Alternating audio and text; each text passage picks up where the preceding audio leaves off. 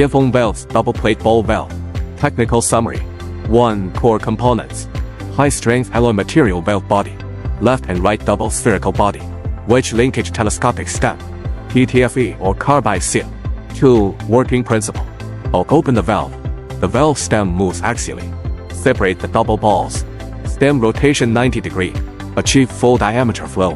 B. Close the valve. Reverse rotation of the valve stem. Make the spherical body perpendicular to the flow channel. Realize closure.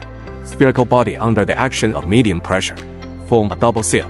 3. Hard performance indicators. A. 2A 0 leakage.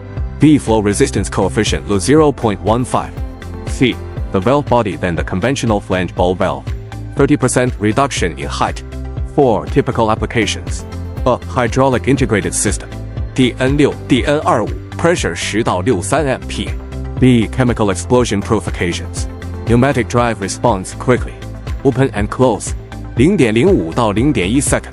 Dear Sir, Madam, if you are interested in this valve, please contact us via WhatsApp 86-137-9524-4661. Thanks for your attention. See you tomorrow. Goodbye.